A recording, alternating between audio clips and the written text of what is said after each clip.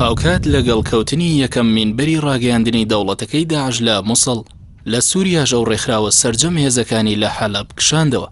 لێرەش بەدواوە پەردەی شانۆیەک دادرایەوە کە هەمووان پێیان وابوو وەکتەرەکانی تەنها بە هەستانی ئەرکێک ڕاستپێردرا بوون.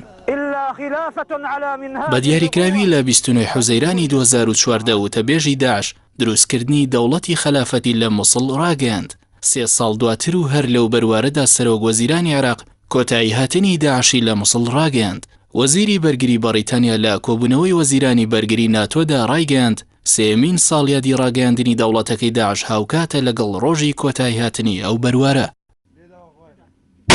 لە حەڤەی تشرینی دووەمی ساڵی ڕابردوو هێزەکانی عێراق و هەرێمی کوردستان بە پاڵپشتی هێزی ئاسمانی 63 وڵاتی هاوپەیمانی نێودەوڵەتی پرۆسەی گرتنەوەی مووسڵیان دەست پێ کرد. دوای کەمتر لە 9 مانگ تەواوی مووسڵیان لەو ڕێکخراوە گرتەوە. ئەوەی داعش لە 3 ساڵی ڕابردوودا بۆ عێراق و سووریا و ناوچەکەی هێناوە بەڕای چاودێرانی دۆخەکە جگە لە ماڵوێرانی و بەرەو دواوەبردنی پرۆژەی سونی لە ناوچەکە و شکستپێنانی شۆڕشی سووریا هیچی دیکە نەبووە. مووسڵ کە دوای بەغدا دووەم گەورەترین شاری عێراقە لە ڕووژماری دانیشتوانەوە مێژوویەکی دوور و درێژ و درەوشاوی لەگەڵ مەزهەبی سونی هەیە، جگەلەوەی زۆرینەی دانیشتوانەکەی سەر بەو مەزهەبە بوون.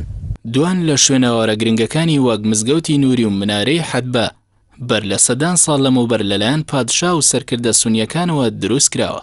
بەڵام لە ئێستادا نەچارە نووسیمانەوەی مووسڵ بە شوناسی ڕابردوویەوە دیارە و ناشوێنەوارێکیشی ماوە، بە تایبەت دوای ئەوەی هێزی ئاسمانی هاوپەیمانان گرنگترین شوێنەوارەکانی مووسڵیان هەڵتەکاند.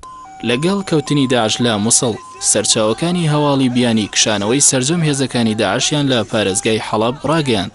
ئەم هەنگاوەش پشت ڕاستی ئەو بۆچوونە ئەکاتەوە کە داعش سیناریۆیەکی سیناریست و پلاندا ڕێژەرە استراتیژیەکانی زلهێزانی جیهانە کە ئەبوبەکر بەغدادی لە بەندیخانی بۆکاوە ئازاد دەکات و پلانی دەیان ساڵەی بەرەو دواوەبردنی ئوممەتی ئیسلامی پێجێبەجێ دەکات. ولله العزة ولرسوله وللمؤمنين. لە ئێستادا کە دۆناڵد ترامپ سەرۆکی ئەمریکا یەک لە سەرچواری خولی یەکەمی سەرۆکایەتەکەی تەواو نەکردووە، کاتی ئەوە هاتووە بژاردەیەکی دیکەی ڕەفتاری تونڕەوانە لەژێر پەردەی ئیسلامدا بەرهەم بێنێت. دوای ئەوەی هەر یەک لە کلینتۆن و بۆشی کوڕ و باراک ئۆباما تالیبان و قاعیدە و داعشیان بەرهەم هێنا.